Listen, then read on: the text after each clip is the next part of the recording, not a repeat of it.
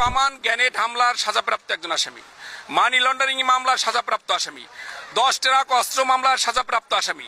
10 truck অস্ত্র বিএনপির সময় উনি 10 ট্রাক অস্ত্র আনলো, অবৈধ অস্ত্র আইনে সন্ত্রাসীদের হাতে দিয়ে দিল, যাতে আওয়ামী লীগকে মেরে দাও, আওয়ামী লীগকে মেরে দাও। উনি সেই লক্ষ্যে কিন্তু 21শে আগস্ট গ্যানেট হামলা করে সেইখানে আইবিএবা সহ 22 জনকে হত্যা করেছে। উদ্দেশ্য ছিল বঙ্গবন্ধুর কন্যাকে হত্যা করে দেওয়া, এটা ছিল তার নির্দেশ। কারণ ওই মুফতি হান্নান 164 নিজে বলেছে যে হাওয়া ভবনে বসে আমরা 2 দিন মিটিং করেছি, উদ্দেশ্য ছিল, নির্দেশ দিয়েছিল যে বঙ্গবন্ধুর কন্যা শেখ হাসিনাকে হত্যা করবে এবং আওয়ামী লীগ নেতাকে শেষ করে দাও, এই সিদ্ধান্ত দিয়েছে।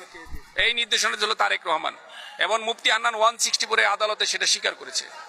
এবং যেদিন ওই মামলার রায় হয়, আমি সেদিন ওই আদালতে উপস্থিত।